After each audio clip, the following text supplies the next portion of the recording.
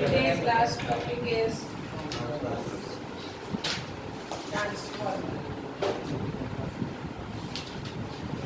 कल इस चैप्टर का टेस्ट है, ठीक है।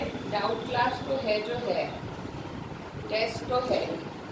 आगे बात समझ में शुभम सुन ले, भले पूरी रात सोना मत। आगे बात समझ में।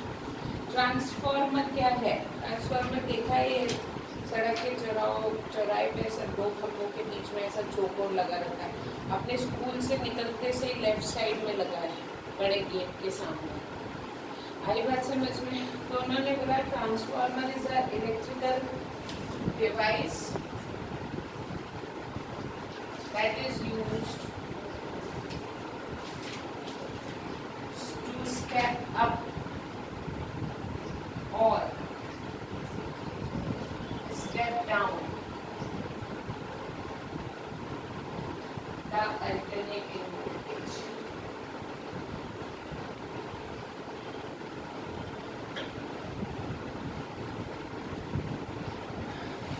अल्टरनेटिंग वोल्टेज को हाई वोल्टेज से लो वोल्टेज या फिर लो वोल्टेज से हाई वोल्टेज करना हो तो transformer is an electrical device.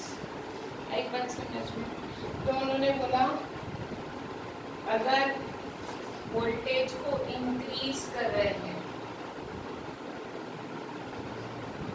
तो वो होता है स्टेप अप, और यदि वोल्टेज को डिक्रीज कर रहे हैं तो वो होता है स्टेप डाउन ट्रांसफॉर्मर। आगे बात समझ में। Basically principle, what is the principle of transformer? Electromagnetic induction, ठीक है। अपने चैप्टर 6 पर कंस्ट्रक्शन कैसा होता है? बेसिकली दो टाइप के होते हैं। बेसिकली इसके पास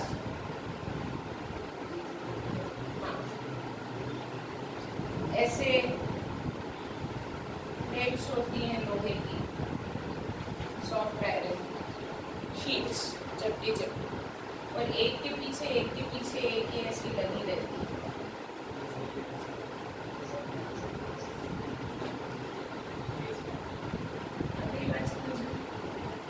और ये एक दूसरे से क्या रहती है? लैमिनेटेड रहती है। आई बात समझ।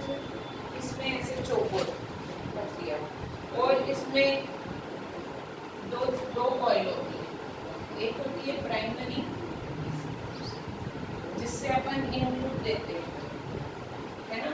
तो यहाँ पे हम लोग इनपुट देंगे जिसको हमें बड़ा या छोटा करना है। This is your AC source, और इससे अपन आउटपुट लेंगे।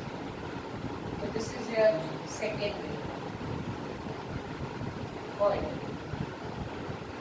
और ये this is your primary coil. इनके नंबर ऑफ टर्न्स अलग अलग होते हैं। मान लो अगर हम चाहते हैं कि यहाँ पे एडी करेंट का लॉस कब हो, एडी करेंट लॉस होता है शीट स्पीड, है ना। तो इसलिए हम यहाँ पे लैमिनेटेड कोर यूज करते हैं। ये क्या है? Laminated core, okay. और ये सॉफ्ट आयरन से बना हुआ है। Because of the high permeability, mu r ज़्यादा होता है किसके लिए? सॉफ्ट आयरन के लिए। तो जितना मैग्नेटिक फ्लक्स इस कॉइल से रिलेटेड है उतना की उतना मैग्नेटिक फ्लक्स इस कॉइल से भी, क्योंकि जितनी मैग्नेटिक फील्ड हो पूरी की पूरी इससे पास होती है। तो because of the high permeability of soft iron, the phi related with the primary, also related with the secondary. पूरा मैग्नेटिक फ्लक्स पास होगा, मतलब हवा में बहुत कम लॉस होगा। मैग्नेटिक फील्ड बनेगी, मैग्नेटिक फील्ड बनेगी तो जो मैग्नेटिक फ्लक्स होगा वो हवा में कम जाएगा। इसमें से इससे रिलेटेड था इससे ज़्यादा पास होगा। आई बात समझ में। उन्होंने बोला हाँ, अभी ये दो टाइप के होते हैं। ये जो मैंने बताया है basically this is core type, जिसमें वाइंडिंग अलग अलग लिम्ब्स पे करी होती है। प्राइमरी की वाइंडिंग इस लिम्ब पे है, सेकेंडरी की वाइंडिंग उस लिम्ब पे है। ये this is core type. Shell type में क्या करते हैं, इसी का एक और टाइप ट्रांसफॉर्मर होता है जिसको शेल टाइप कहते हैं। उसमें अपन ऐसी प्लेट्स यूज करते हैं, यस, ये खाली है और इसके पीछे ऐसी बहुत सारी प्लेट्स एक के बाद एक के बाद एक लगाते हैं। फिर हम इसी में ही प्राइमरी लगाते हैं और इसी के बीच में ही सेकेंडरी लगाते हैं। आई बात समझ में? मतलब सेम लिम्ब पे अपन दोनों पॉइंट को क्या करते हैं, राउंड करते हैं। जहाँ जैसी जरूरत होती है हम वहाँ वैसा ट्रांसफॉर्मर यूज करते हैं। आई बात समझ में? अब उन्होंने बोला होता क्या है, व्हाट इज द वर्किंग, कैसे काम करता है। बहुत सिंपल है, बहुत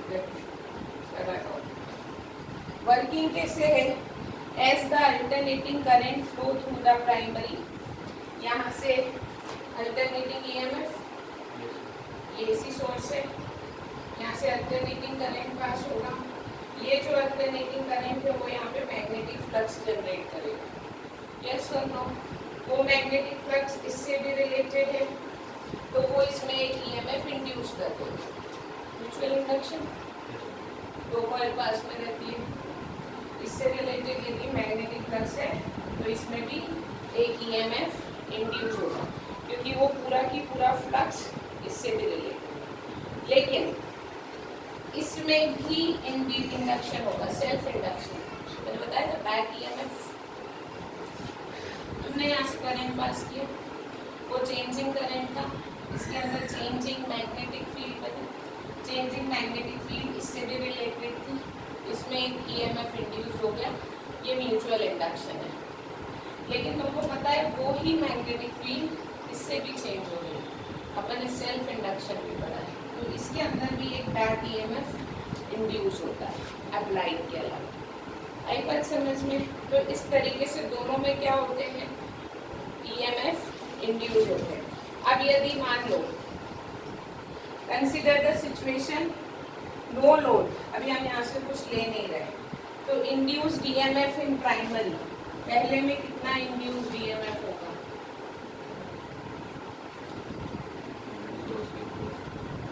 फॉर्मूला हमको पता है, E1 is equals to minus N1 d∅ by N1 is the number of turns in primary। आगे बात समझ में, E2 is minus N2 d∅ by dt, क्योंकि वही का वही फ्लक्स सेकंड से भी रिलेटेड है, लेकिन सेकंड के नंबर ऑफ टर्न्स अलग है, इसलिए अपन ने वो क्या लिया, N2। आई बात समझ में? Therefore, E2 upon E1 is equals to N2 upon N1। आगे बात समझ में? तो उन्होंने बोला अगर ऐसा है, this is the condition, उन्होंने बोला resultant EMF in primary, this is applied and यहाँ पे induced हुआ E1, self induced EMF। तो तुमको पता है इन प्राइमरी नेट ईएमएफ होगा E minus KVL, E minus E1 KVL, ये इंड्यूस हुआ, ये बैक ईएमएफ था, E माइनस E1। अब तुमको पता है this EMF sends I1 through the primary coil. इस कॉइल का रेजिस्टेंस है R, इस कॉइल का रेजिस्टेंस है R, इसमें से करंट जा रहा है I। आई बात समझ में? तो तुमको पता है E minus E1 is equals to हो जाएगा I1R, क्योंकि इस प्राइमरी का करंट कितना करंट होगा, ये होता है, इसमें इस कॉइल का रेजिस्टेंस है R, इसमें से करंट जा रहा है आइए अपन केवीएल लिखते हैं ना, एक तरफ ईएमएफ लिखते हैं, रेजिस्टेंस बनाते हैं ऐसा, फिर अपन केवीएल लगाते हैं, ब्रांच में करंट डिवाइड करते हैं, फिर IR1 प्लस IR2 करंट का डायरेक्शन किरचॉफ लॉ वही बनाया, E minus E1 is equals to I1 R। लेकिन तुमको पता है हम यहाँ पे R बहुत छोटा ले रहे हैं, मतलब हम ऐसा लेते हैं कि resistance is very small of the primary, तो हम यहाँ पे R को nearly tends to 0, then E is equals to जितना तुम अप्लाई कर रहे हो कोई का कोई वोल्टेज यहाँ पे इंड्यूस होता है, और वो ही वोल्टेज को सेकेंडरी बढ़ाता या कम करता है। ये बताना है मुझे कि जो हमने अप्लाई किया है उसी वही ये E1 होता है, और इसी E1 को सेकेंडरी कॉइल या तो बढ़ाता है या फिर कम करता है। आई बात समझ में? अब उन्होंने बोला है अगर ऐसा है तो तुमको पता है E2 upon E1 is equals to, अगर मान लो तुमको E2 ज़्यादा चाहिए तो N2 भी क्या होना चाहिए, ज़्यादा होना चाहिए, मतलब number of turns in the secondary is more if you want to step up the voltage. यदि मुझे वोल्टेज बढ़ाना है तो नंबर ऑफ टर्न्स सेकेंडरी में ज़्यादा होने चाहिए एज कम्पेयर टू प्राइमरी, तो जो सेकेंडरी के अक्रॉस EMF मिलेगा वो बढ़ के मिलेगा। अगर number of turns in secondary is less than primary then it is an step down transform. आ गई बात समझ में? N2 अपॉन N1 को अपन लोग टर्न रेशियो भी कहते हैं या फिर ट्रांसफॉर्मेशन रेशियो भी कहते हैं। आ गई बात समझ में? तो मैंने तुमको बता दिया case 1 N2 is greater than N1, then E2 is also greater than E1, and this is a step up. And case 2, N2 is less than N1, मतलब E2 is less than E1, then it is an step down transformer. अभी इसकी जरूरत क्या पड़ेगी वो भी मैं बताऊंगी। आई बात समझ में? बोला है यहाँ पे हम लोगों ने कुछ अजम्पशंस किए हैं। अजम्पशंस कैसे किए हैं? Primary resistance and current are small, अपन ने IR को इग्नोर किया है, तो कोई मतलब ही नहीं, ट्रांसफार्मर ही क्यों बना रहे हैं? अपन बनाई इसलिए रहे हैं कि हमको या तो वोल्टेज को कम करना है या वोल्टेज को ज़्यादा करना है। हम लोगों ने बोला हमने यहाँ R को इग्नोर कर रहे हैं, जबकि कॉइल कुछ ना कुछ रेसिस्टेंस होता है, पहला असम्पशन। दूसरा हम बोल रहे हैं कि same flux is linked with primary and secondary, as the flux leakage हम कम ले रहे हैं, जबकि ये फ्लक्स जितना इससे रिलेटेड है वो कुछ ना कुछ हवा में भी लीक होता है। किसने बोला पूरी की पूरी मैग्नेटिक फील्ड को तो हवा भी परमिट करती है, लेकिन सॉफ्ट आयरन की परमेबिलिटी ज़्यादा होती है। तो अपन ये मान रहे हैं कि जो फ्लक्स यहाँ क्रिएट हो रहा है वो पूरा की पूरा सेकेंडरी से पास हो रहा है, जबकि ऐसा नहीं हो रहा। कुछ फ्लक्स हवा में भी लीक हो जाता है। फिर उसके बाद बोला है अभी अपन सेकेंडरी से करंट ले नहीं रहे। अगर अपन सेकेंडरी से करंट लेंगे तो तुमको पता है current input power is assuming the transformer to be ideal, no energy loss. हम मान रहे हैं कि इसमें बीच में फ्लक्स भी कुछ नहीं बाहर जा रहा है, एडी करंट लॉस भी नहीं हो रहा है, हीट लॉस भी नहीं हो रहा है।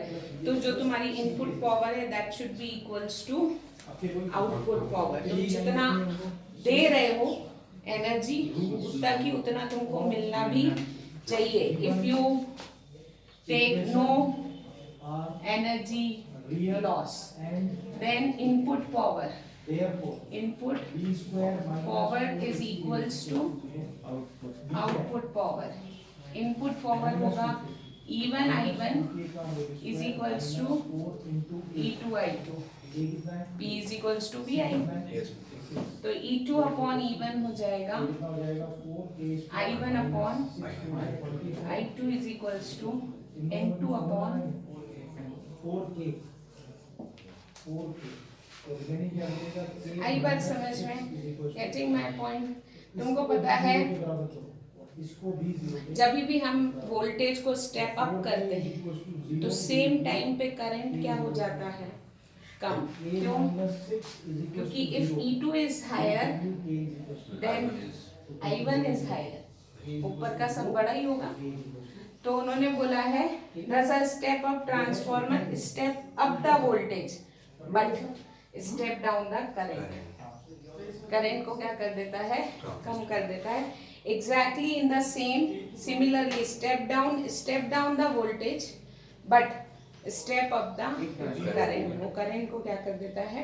बढ़ा देता है। The efficiency of transformer, efficiency का फॉर्मूला होता है, it is denoted by eta, output power upon input power into, यही करते हैं अपन, कितने नंबर आए कितने में से, into 100। This will gives you output power never equals to input power. कोई भी ट्रांसफार्मर 100% एफिशिएंट नहीं होता। तो क्यों? क्योंकि वहां पे कुछ लॉसेस होते हैं।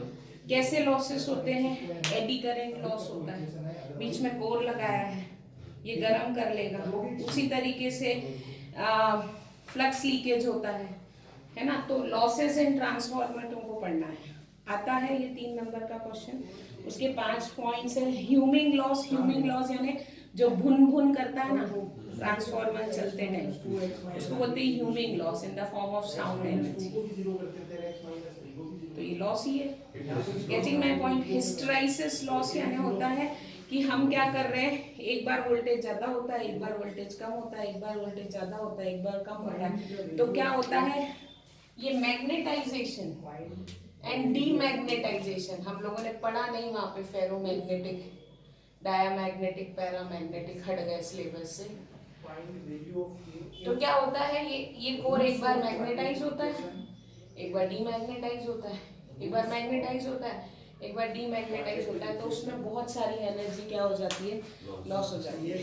उसको अपन कहते हैं हिस्टेरेसिस लॉस। आई बात समझ में? तो इस तरीके के बहुत सारे लॉस होते हैं, उसके कारण कोई भी ट्रांसफार्मर 100% एफिशिएंट नहीं होता। फिर तुमको पढ़ना है what are the uses of transformer. ठीक है, यूज ऑफ ट्रांसफार्मर तुम पढ़ोगे। एक चीज मैं बता देती हूँ, long distance transmission of electric power जो हम जनरेट करते हैं, जैसे generator, wind energy, power station, वहाँ पे इलेक्ट्रिकल एनर्जी बन रही है, ये सुनो। वो इलेक्ट्रिकल एनर्जी को पहले अपन को स्टेप अप करना पड़ता है। मान लो वहाँ पे 6600 वोल्ट का सिग्नल जनरेट कर रहे हो।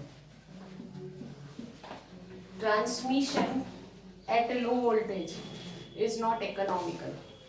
क्यों? क्योंकि वहाँ पे लंबी लंबी केबल्स यूज होती हैं, वहाँ से केबल्स में रेसिस्टेंस बहुत ज़्यादा होता है, पावर लॉस बहुत ज़्यादा हो जाता है।